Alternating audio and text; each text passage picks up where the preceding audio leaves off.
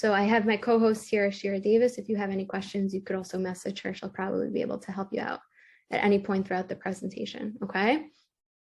So I'm gonna start off. I work for the CBT DBT Center. I'm a clinician there, and I'm giving this panic workshop through the center. So what we're gonna cover here is, number one, why panic happens, what's going on inside of both the brain and inside the body, and also real tips and strategies that can help you overcome some of the panic that you experience. All right, so some of the things that we're going to cover here is, number one, what is panic? I think one of the biggest pieces with panic is people's fear about what it is. They don't know what's going on when they're having that panic symptom. So first, we really just have to understand what is panic, right? What is panic? How does it manifest in the brain and the body? And that can help reduce the fear. Number two is, I want to talk about reducing safety behaviors. You probably may not be familiar with what safety behaviors are, so we'll go through that and we'll learn how to reduce them in order to help you manage panic. Lastly, we're going to talk about exposure. That's something that maybe some of you are familiar with. Exposure is a kind of therapeutic technique that can really help you manage panic. All right. So here we go. So let's start with this. What is panic? So it's really an overreaction of the body's normal physiological response to the perception of danger. Inside of our brain, we have a part of the brain that's called the amygdala. This is our fear center. Our fear center of the brain is really used to help us when we're in a state of danger. And what happens is with panic is that our brain or our amygdala thinks that we're in a state of danger and triggers what's called the fight or flight response.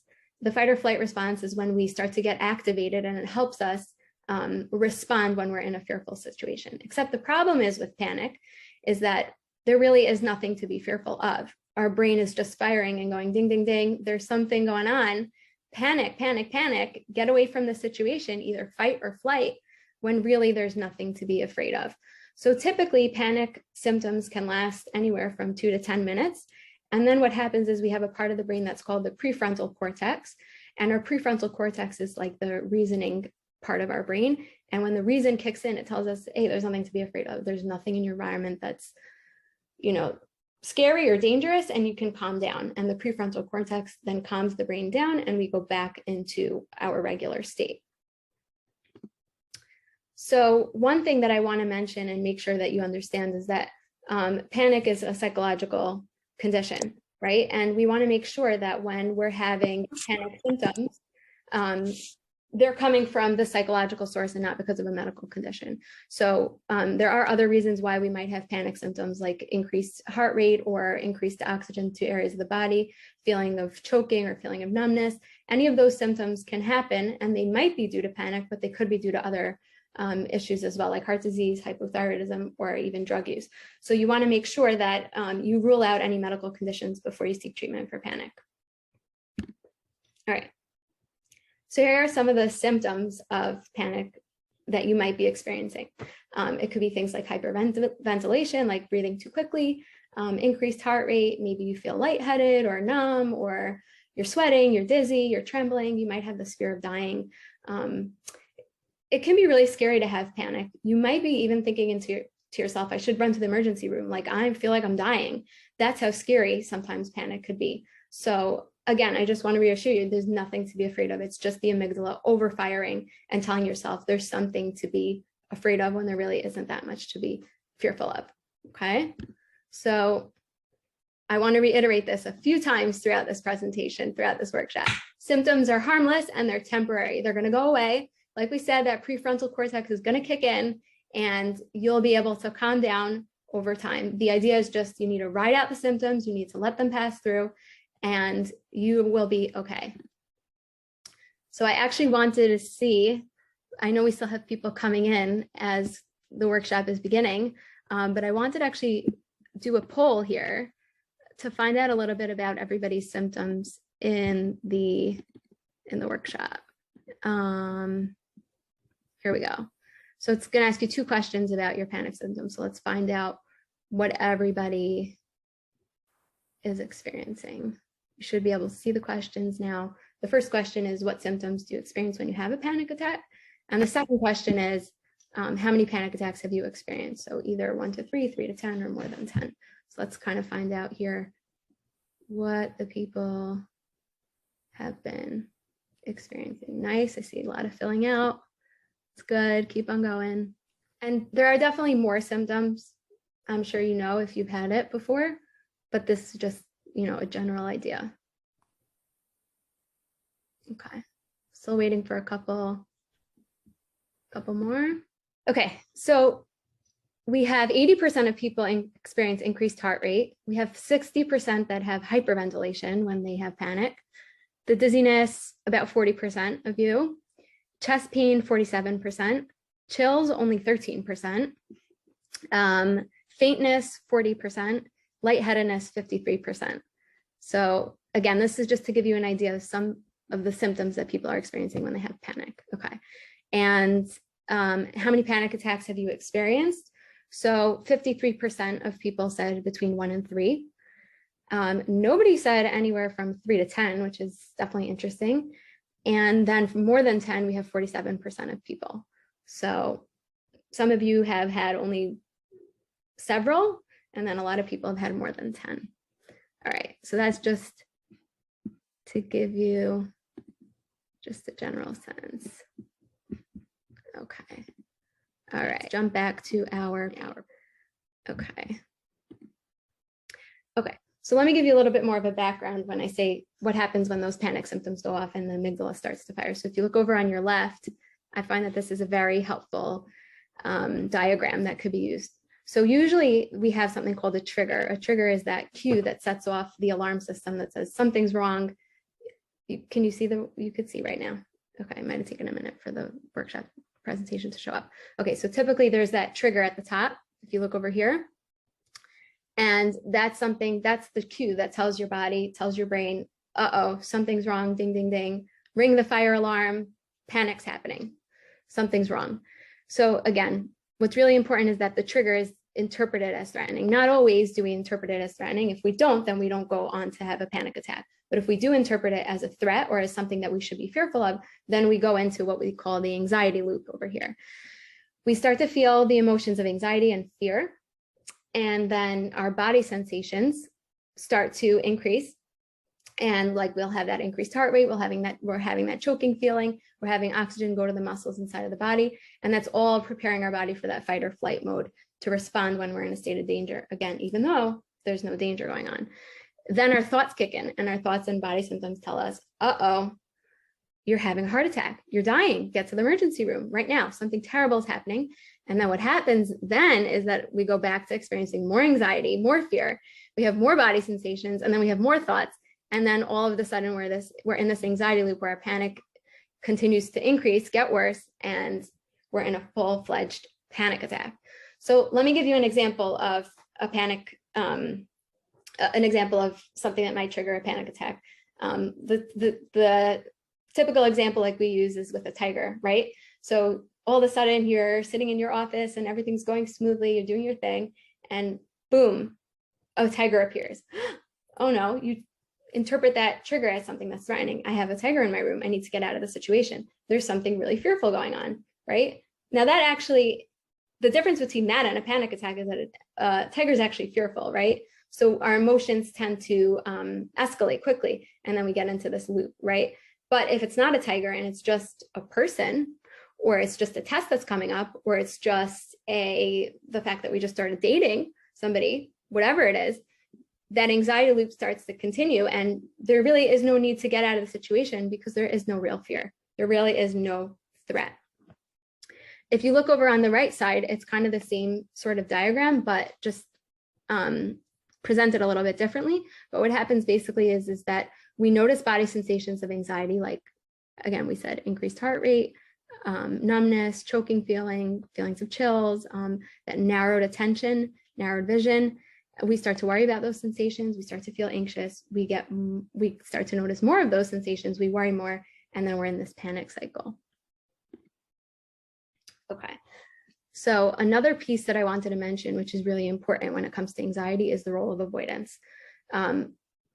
When we're going through these panic episodes, what happens is we don't really want to be in those types of situations where our anxiety is so high. So what we do is oftentimes we try to escape the situations. Instead of riding out the panic, we tend to leave. Okay, think about the tiger, like I said before, the example with the tiger, right? The tiger gets into my office, I quickly run out and I don't want to come back in, right?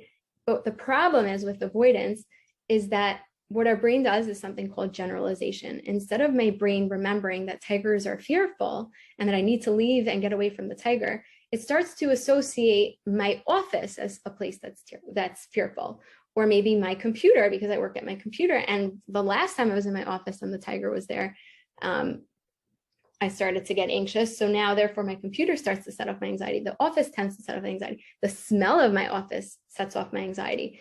And what I try to do is I leave the situation as fast as I can because I don't want to get into that panic mode.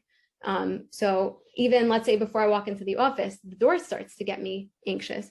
So every time I get near the trigger or the stimulus, I start to avoid. And what that does is makes the panic worse and worse and worse because I start to associate more things with fear. And before you know it, many things could be setting off that panic. Like I said, what I want you to walk away with today is that the symptoms are harmless and they're temporary, okay? They're gonna go away, they're gonna disappear. All you have to do is ride it out. It's not going to harm you. You're not having a heart attack. You'll be okay. So I want to differentiate. Some of you may be wondering right now, like, I don't know what that cue is for me. You know, maybe I'm just enjoying myself sitting at the pool in the summer, or maybe I'm out with a friend. Why am I experiencing panic attacks? So what I want to differentiate between is two different types of panic attacks. We have something called an expected panic attack, and we have something called an unexpected panic attack. And it's exactly what it sounds like. An expected panic attack is a panic attack where you know exactly what it is that's fearful. Maybe it's a tiger, maybe it's a mouse, like I'm afraid of mice, or maybe it's a test that's coming up. Maybe it's a report, maybe it's talking to your boss. It could be any sort of stimulus, but there's something that you really could identify as the specific fear. Now, we have something called unexpected panic attacks. And unexpected panic attacks is when it's really not so clear what exactly is triggering that panic symptom spiral. We don't really know what it is. It just all of a sudden, it could be something very, very tiny or something not so noticeable. And then all of a sudden, we feel those panic symptoms.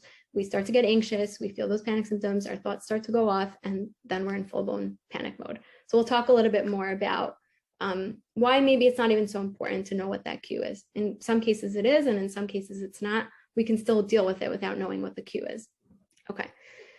And I also want to differentiate between anxiety attacks and panic attacks. Anxiety attacks, we usually think about as when we're in this high state of anxiety. Anxiety attacks usually last for longer. It's just when we get highly anxious. The difference with panic attacks is that, like I was saying before, it's this feeling of, oh my goodness, I think something's happening. I'm dying, I'm choking. I need to go to the emergency room. A lot of times when people have their first panic attack, they think something's wrong and they run to the emergency room. That's pretty normal with panic attacks. It's even more elevated than an anxiety attack and usually lasts for shorter periods of time. Okay, so what causes panic attacks? Where do they come from? Like, why do I have panic attacks and my friend doesn't have panic attacks, right? Why does that happen? So we want to explain that basically different individuals have different pain thresholds, right? So I might be more sensitive than you are. You might be more sensitive than somebody else. So we all have this different pain threshold, which is dependent on a number of different factors. Number one is genetics. Sometimes people are just genetically prone to having panic attacks more so than other people. So that's something to keep in mind if you're wondering, why do I have panic attacks? Another piece that's important is stress.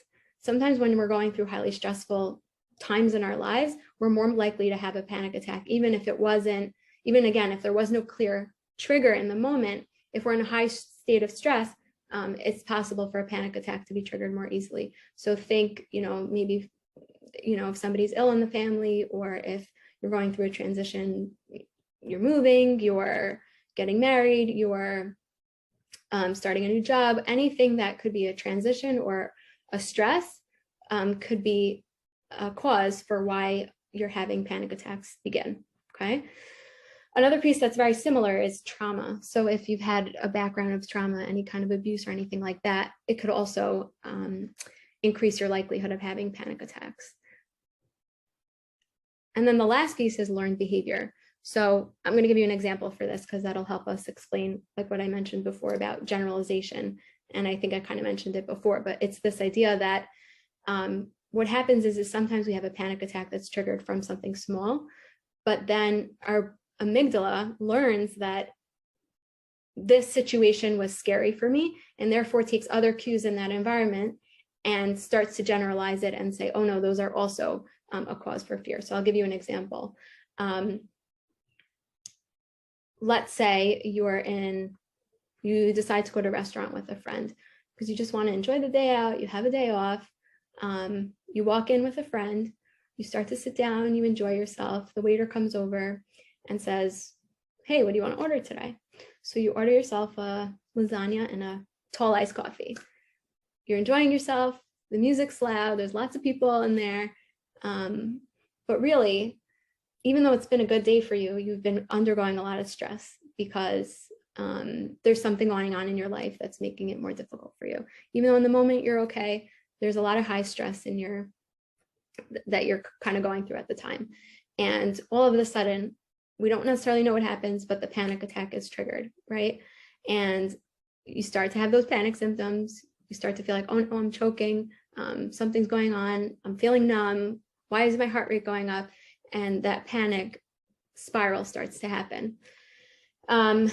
What you learn and what your brain learns is that it starts to maybe associate the smell of the restaurant or the smell of that lasagna or the tall iced coffee or the loud music or that specific restaurant with being a fearful situation. And it doesn't, and you start to not want to go to those places because you don't want to panic, right? So now not only are just the restaurant fearful, it's maybe that friend, maybe that's coffee, that lasagna, that waiter, that music, that smell, anything starts to trigger off that panic. And when that panic happens, it continues to generalize. And that's why panic attacks are going to be increasing over time sometimes, okay? So that's why panic attacks sometimes happen. I'm going to give a little short video here, which kind of explains everything that we went through just now in terms of what panic is and why it happens. So I'm going to share my sound, and here we go.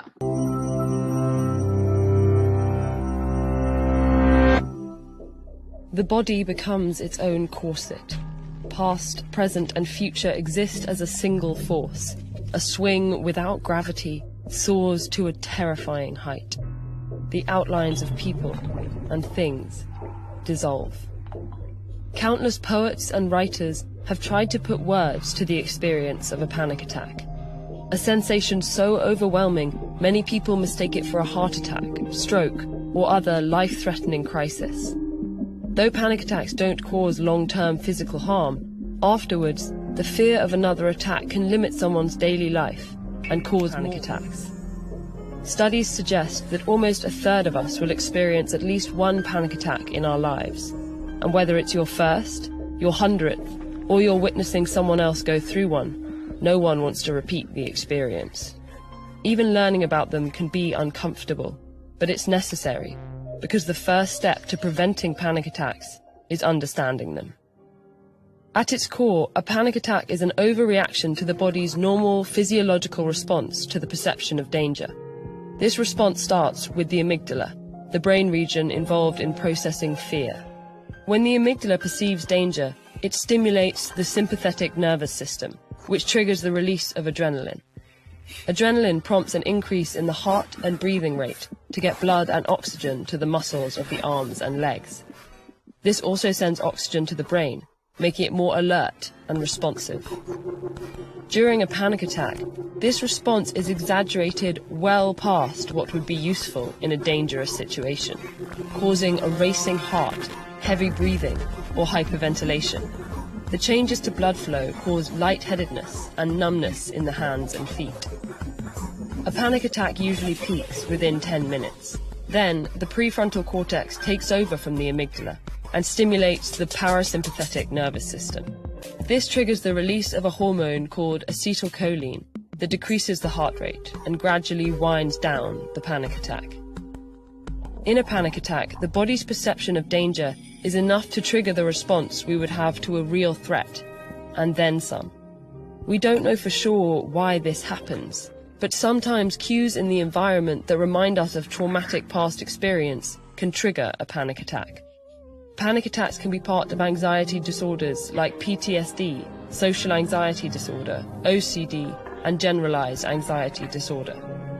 Recurring panic attacks, frequent worry about new attacks, and behavioral changes to avoid panic attacks can lead to a diagnosis of a panic disorder. Okay. All right. So that was an overview of, again, everything that we just talked about. All right. So I wanted to direct your attention to the chat box. I think everybody should be able to see the handouts that are in the chat box. If you can't see them, maybe it's because you came on a little bit late or something. So just message Shira Davis and she'll be able to send it over your way, and we'll also send them at the end as well.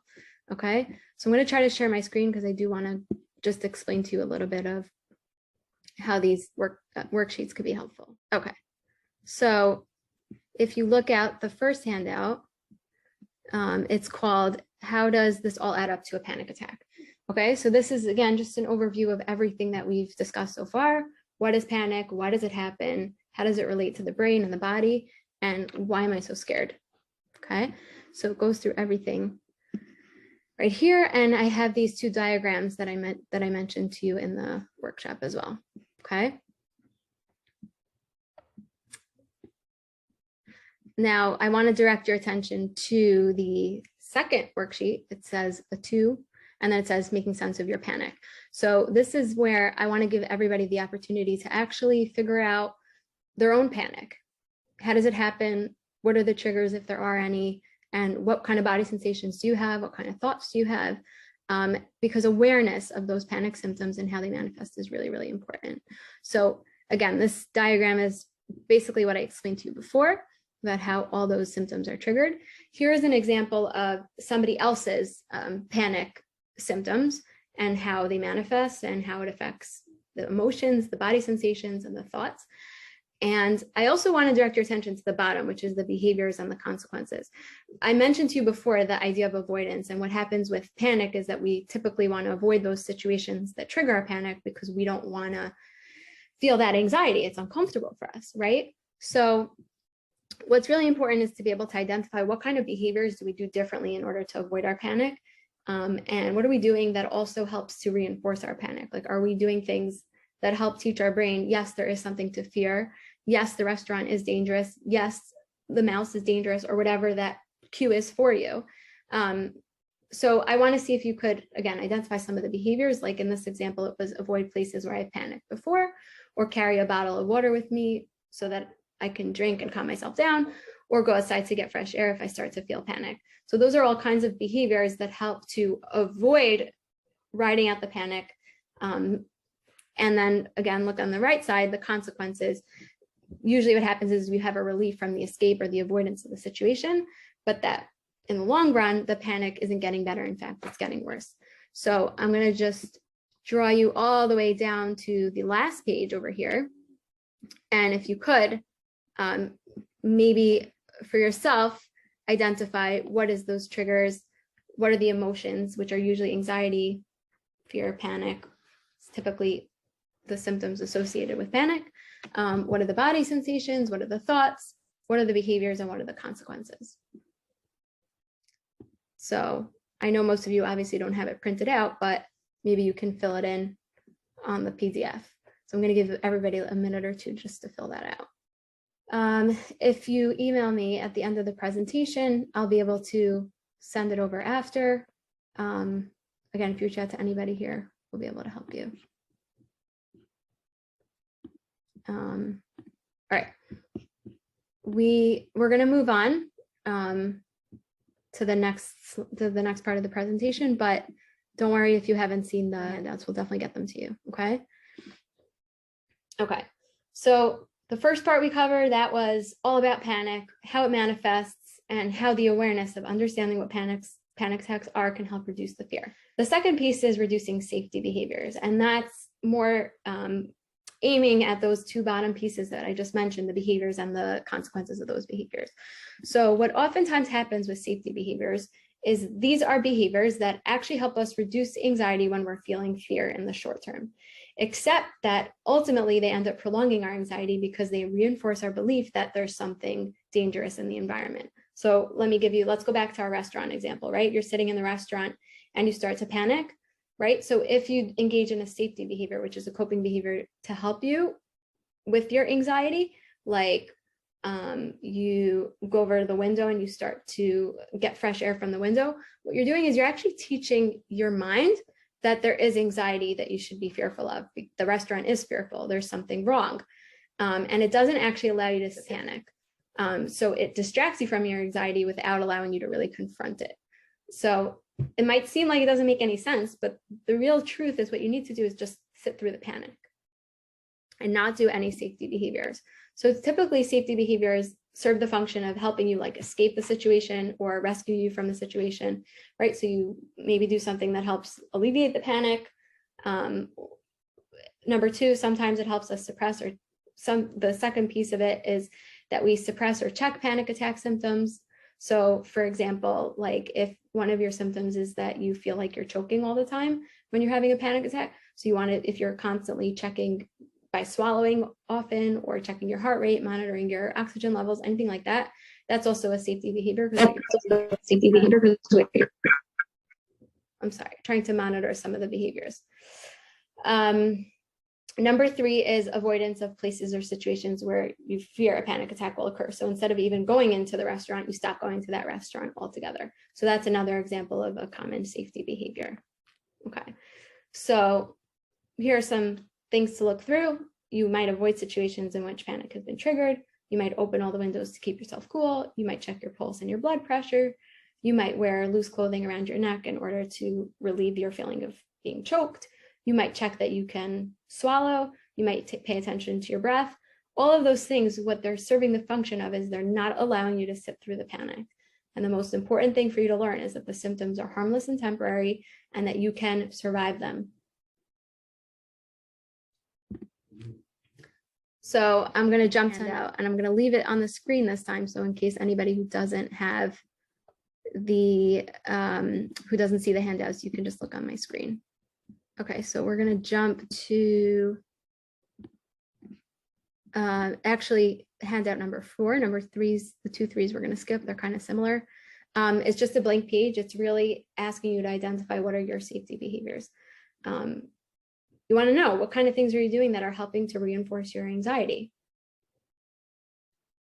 Because the last thing that you want to do is reinforce that anxiety. So I'm going to give a minute now for everybody to just take a chance and identify their own safety behaviors. If you don't have this worksheet, then you can definitely just write it down on your phone or on a piece of paper.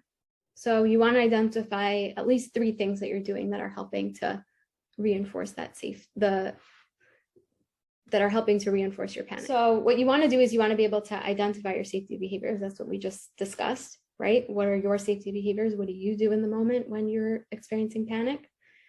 And then we want to slowly work through to eliminate these behaviors. You want to reduce them as much as possible because what they do is they might help to reduce your anxiety in the short term, but in the long term, your panic is going to last through it.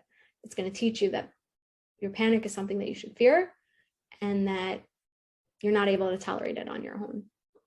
Okay. So another helpful piece, and if you don't want to do this, it's okay. You can just work to reduce your safety behaviors. But something that might be helpful is that you can do something called behavioral experiments. It's a CBT technique that can help you to reduce the safety behaviors. So oftentimes when we have these safety behaviors, what we're doing is we have these thoughts and beliefs in our mind about why we need to do these safety behaviors. I need to open the window because if I don't, then I'm going to faint. Or I need to monitor my heart rate because if I don't, I'm going to have a heart attack. I need to monitor my swallowing and I need to make sure that I continue to swallow because otherwise if I don't, then that means I'm choking, right?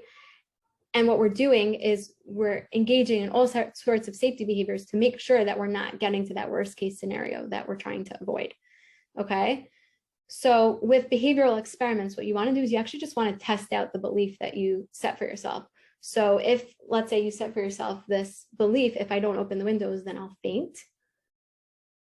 Number one, what you want to do is you want to rate that belief. How much do you believe that on a scale of 1 to 10? Is it very believable to you? Do you really think if I don't open the window, I'm for sure 100% going to faint? Okay, so then put down a 10 for that. If you don't really believe it, or it's somewhere in the middle, you think you need to, but you don't have to, maybe you want to put down a 5. But ultimately, you want to figure out how much do you believe this fact to be true, even though it's not really a fact. In your mind, you think that it's a fact.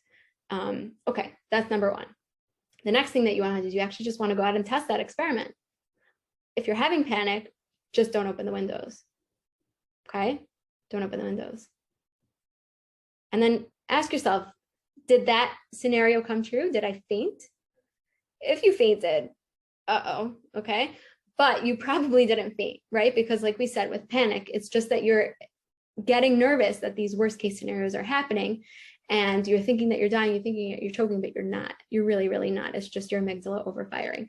So what happens is over time, when you actually realize, oh, I don't faint, then you want to go back and re-rate that belief. If you rated that belief as a 10, it was very believable to you before you did the experiment. Maybe after the experiment, you don't believe it as much. Oh, okay, if I don't open the window, I still might not faint. So maybe you want to jump it down to an 8 or a 7. And you continue to do those behavioral experiments until you teach yourself, yeah, I don't need to open the window, I'll be fine. I don't need to monitor my heart rate, I'll be fine. I don't need to check my swallowing, I'll be fine. All of that is really just serving the purpose of helping you to reduce those safety behaviors and teaching your mind that these beliefs are really not that true. You don't need them. You don't need these things in order to be safe. So yeah, so go through that handout, list your safety behaviors, and what you want to do is figure out the ways to reduce your safety behaviors. You might not want to do them all at once. You might want to do them slowly. That's okay. I understand that this might be something fearful or hard to do. For sure it is, right? But in order to get over the panic, it's part of the process. So now I want to jump to the last piece, which really I think is the most important part of understanding panic attacks and how to manage them. So, and this is called exposure, something that you might be familiar with already. Exposure is a kind of treatment that was developed to help people actually confront their fears.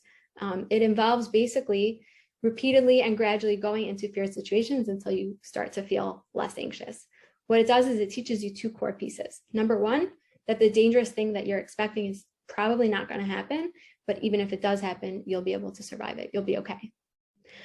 So you can think about exposure in all sorts of different situations, and it's used in a variety of different contexts.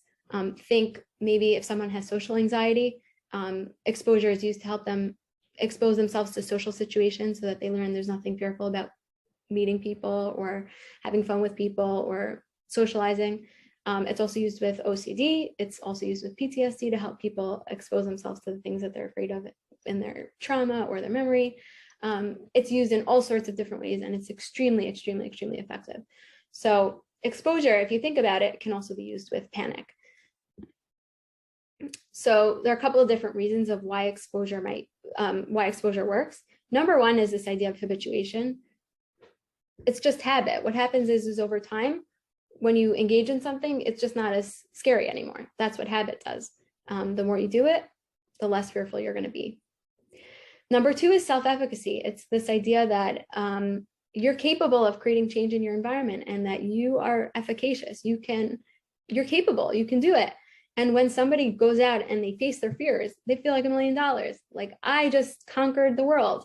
So that self-efficacy feeling a lot of times is part of exposure as well. And the last piece is the creation of new neural pathways. So what happens with exposure is that what we do is we learn, the amygdala learns new pathways, or the brain learns new pathways to see these triggers or these fears.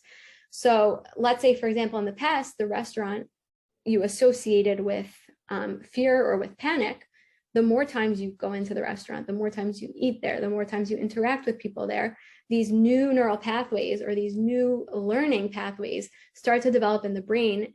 And now you learn that actually going into the restaurant is fun, or going into the restaurant is not that scary, or it's not that dangerous. And what happens is, again, with all this new neural pathway layering on top of it, that old fear starts to get smaller and smaller and smaller. Now, I want to point out something important, which may be a little bit disappointing to hear, but it's that our fear never really goes away completely. It still might be there, but I want you to understand that it's really, really, really small after you do exposure. What happens with exposure is that you create all this new learning, and that small learning of the restaurant being fearful kind of gets like put away in the shadows. It's so, so tiny and so small that it doesn't really affect you. But I want you to be careful, because sometimes if you're experiencing high stress, or if you go through a trauma, or something else is going on in your life, and you start to get a little bit more fearful and you're in a high stress environment, then that old learning can come and creep back in. So what you want to do is, if you start to notice that your fears are coming back, just go back and do more exposure, because you want to continue to layer on top those new neural learning pathways, so that that old pathway becomes really just almost non-existent. So there really is a bunch of different types of exposure, and I want to talk about 2 different kinds of exposure today with you, because I think these are the ones that are most make the most sense when we talk about panic. So in vivo exposure is when you directly face the thing that you're afraid of. So again, think tiger, think mouse, think test, think boss, anything that you're really afraid of. That's what we would use in vivo exposure for. It's basically going into the exact environment or the exact situation that you're fearful of and sitting through that. Then we have a different kind of exposure, which is more interesting and maybe something that you have not heard of, and it's called interoceptive exposure. This is this idea that we actually are trying to bring on the physical sensations of panic, because that's oftentimes what we're fearful of when we're experiencing panic, right? So, if you can't identify the actual cue or the stimulus, because you don't know what it is that's causing the panic, what usually happens with panic is that you become fearful of those body sensations. If we go back to that diagram, you remember with that circular spiral that's going on, part of what happens is that we're fearful of those sensations. And when we become fearful of those sensations, then our mind says, uh-oh, you're having a heart attack, go to the hospital, go to the emergency room, there's something wrong, I'm going to die. And then the fear continues. So part of the problem is that we're fearful of those physical sensations and we interpret them as harmful or dangerous. So in interoceptive exposure, what we want to do is we want to expose ourselves to those physical sensations. So this kind of sounds a little interesting. How do you do that? Like, how do you expose yourself to sensations? So we'll talk about that in a minute, but I do want to go back and talk a little bit about the steps to exposure, and then I'll explain to you how to use interoceptive exposure. So regardless of which exposure technique you use, either if you're using in vivo or you're doing interoceptive, what you want to do is you want to select the stimulus that you're afraid of. So whether that's like a tiger, a mouse, test, whatever it is, or if it's a specific panic symptom, like I mentioned with interoceptive exposure, you want to identify that. Is it increased heart rate? Is it choking feeling? Is it that tunnel vision? What is it? So select that stimulus, know what it is that's causing that fear response to occur. And then what you want to do is create something called a fear hierarchy. This is a list of all different types of activities that you can do that can cause anxiety related to that stimulus, right? So on your list, you might put, if, for example, you're fearful of your boss, right? So you might want to put on the list, maybe approaching the boss and asking for a raise. You might want to put passing the boss in the hallway. You might want to put sending an email that has your boss CC'd on it. You want to create a fear hierarchy with all different sorts of activities that are related to that stimulus that you're afraid of. Now, the next thing that you want to do is you want to rate the exercises on that hierarchy using a subjective unit of distress score, which is called the SUD score, from 1 to 100. You want to rate how fearful of it is it for you to do any one of these activities. If it's very fearful, you're going to put 100. If it's not so fearful, you're going to put a lower number like 10 or 1 or something like that. So if you have an email that you're sending to your boss and you CC him on it, or he's CC'd on an email that you're sending to somebody else, is that something that you're 80% scared of, or you have a SUD score of 80, or is it something that's maybe a SUD score of 10? So you want to just rate each activity. How afraid of it are you? And then after you have this whole list created, what you want to do is you want to begin doing those exposures. So you want to send those emails, you want to approach him, you want to ask him for a raise, you want to walk down the hall with him, whatever it is, you want to continue to engage in those exposure activities until the stimulus, which is your boss, starts to become less fearful. You continue to do it until that anxiety is reduced, and then that's when you'll stop to feel the fear. The importance of doing the SUD score or giving a rating to each activity is just to know how anxious you're going to start to feel. There's no specific order that you should do the hierarchy in. You shouldn't start from the activities that you're least fearful of and then move to the ones that you're more fearful of. You should actually mix them up. The research suggests that when you do different exposures and different levels of fear, it actually does a lot better for you than if you do them in a specific order of how much you fear them. So just keep that in mind as you're doing them. You want to alternate and kind of mix them up together as you create that exposure hierarchy. Okay, so again, we use this for interoceptive exposure and we use it for in vivo exposure. So the question is, how do we do this with interoceptive exposure? Like, again, if your stimulus is increased heart rate, how do I create a fear hierarchy based on that increased heart rate? So then the last handout I want to direct you to is going to be, it's called number 5. Okay, so if you look at this handout, again, don't worry if you don't have it. It explains exactly what interoceptive exposure is at the top. And then at the bottom, it's going to give you all sorts of different examples of how to basically create those physical sensations through other means. So you can't create a panic attack. You can't make a panic attack happen, but what you could do is you could start to overbreathe. And that creates that feeling of, oh no, I'm hyperventilating. Or you could run quickly on the spot and do a lot of physical exercise so your heart rate goes up. You can, again, look down the list. There's all different sorts of activities. You can spin while sitting in an office chair as fast as you can to create this sense of dizziness. And what you do is you continue to expose yourself to those physical sensations of panic. And what you do is you learn over time, hey, there's nothing to be afraid of. When my heart rate goes up, I'm okay, I'll survive. Or if I start to breathe heavily, it does not mean that I'm having a heart attack. Or if I'm feeling dizzy, doesn't mean that anything bad is going to happen. Everything's fine. I'll still be okay. So do you see these different types of ideas? There's also different sorts of ideas to be able to create that sense of panic symptoms, even without actually having a panic attack. So like over here, it says overbreathing, breathing through a straw can also help create like a hyperventilation. Maybe you hold your breath. If you look over here, it'll tell you the different amounts of time that you should do it for, suggested like 1 minute, 2 minutes, 30 seconds. Maybe you want to do some physical exercise to make that heart rate go up for 2 minutes. Maybe you want to step up and down on the stair for 2 minutes. Maybe you want to tense up your body muscles, spinning and shaking, head rushing, unreality, all different sorts of activities. Actually, I was kind of thinking if everybody wants to try them with me together. So, you know what, actually, I'm going to share my screen again. So for those of you who don't see it, I'd like to see if we could try the overbreathing for a second. Just see if you could breathe in and out through your mouth very, very quickly for 1 minute. If you want, do it along with me. I think it could be very helpful. Let's see if we can do it together. You ready? Keep doing this. As fast as you can, do some overbreathing. Keep going for 1 minute.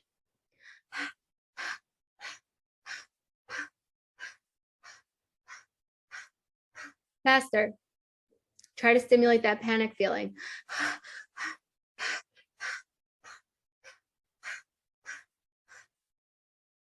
All right. Keep doing that. And what you do is over time, continue to breathe faster and faster and faster. Expose yourself to that symptom of overbreathing. And what it's going to do over time is going to teach your brain there's nothing to be fearful of. When I overbreathe, I'll be fine. There's nothing wrong. I want to try a different exercise. If you jump down, I think it's on here, to do the head rush. Sometimes like it's either feels like very dizzy or like a head rush feeling. If you put your head between your legs and then sit up very quickly after putting your head in between your knees for 1 minute, you start to feel that head rush. And that also sometimes can be a panic symptom. So everybody who's with me now, see if you could put your head in between your legs for about a minute. Just keep it down there. And then in about a minute, I'm going to tell you to quickly pick up your head. Very, very quickly. But keep it down. All right. If anybody had any reactions to those little interoceptive exposures, you can definitely put them in the chat box.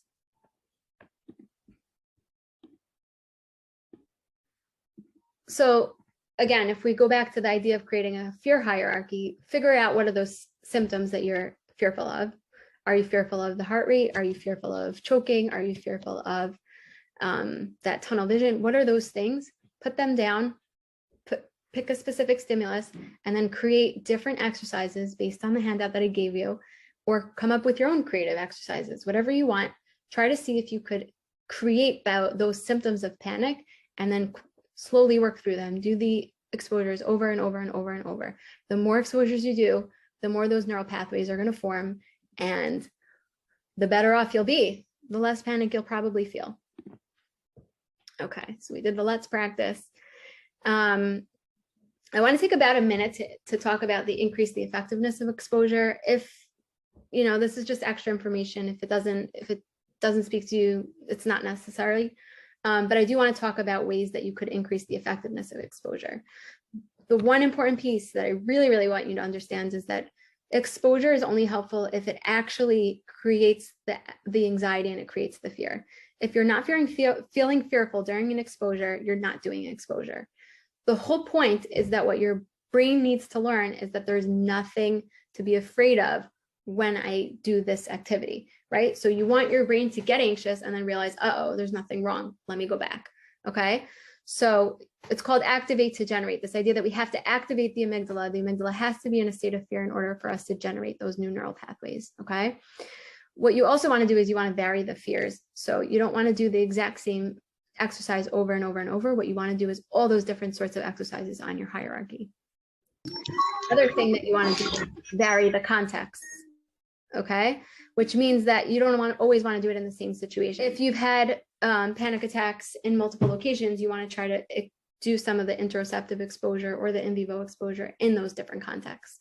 So do it at school, do it at home, do it at your job, do it in the car. Try to figure out all those different contexts that you can do it in, because again, the more that your brain has the opportunity to learn about the different environments, situations, and fears, the better off it'll be in terms of reducing the panic. Another piece to keep in mind is that several short exposures is usually better than one long one, because again, it's just going to give more new learning to the brain. You also want to mix up the hierarchies of fears. Like we said before, you don't want to do them in a specific order of maybe doing the easiest first and then the hardest last. You want to mix them up because that helps teach the brain that there's nothing to be afraid of. Sometimes you also want to think about maybe labeling the emotion before, during, or after the exposure, so that your brain actually finds out in the moment when you're doing the exposure, wow, I'm actually quite anxious right now. Like I'm really, really, really scared. And then as you sit through the panic and you come out of it on the other side, you realize, oh, I'm okay, everything's fine. So labeling the emotions actually helps to consolidate the memory and consolidate the learning from the exposure. You also want to review what you learned for the same reason, helps to consolidate what you learned. And also, interestingly enough, if you take a nap or go to sleep after the exposure, that also helps your brain to file and store away what you learned during the exposure. I don't know if anyone is familiar, but oftentimes they say, if you have a test, sleep on the material before you take the test. Always sleep on it. It's better to study the night before than in the morning. And that's for the same exact reason. When you're learning new information, when your body goes to sleep, it has time to consolidate the learning and file it away neatly and organized. So you want to do the same thing after you do an exposure exercise. If you could go to sleep or take a nap, it could help you consolidate the learning. The last piece is, like I said, keep doing those exposures if you don't want them, if you don't want that fear to come back. Keep doing them. It's important if you start to see that fear come back or creep back into your life, try to see if you could start going back to doing exposures, even if you've stopped doing them. All right, so that brings us to the end of the workshop today. I do want to tell you that you can feel free to contact me at any time. I'm happy to answer any questions on this topic or anything else related to mental health. You can contact me at my email, elishaba@thecbtdbtcenter.com.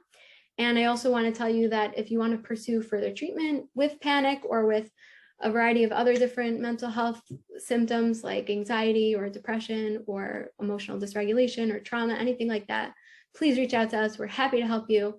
You can find us on our website. You can call the office phone number or the office email.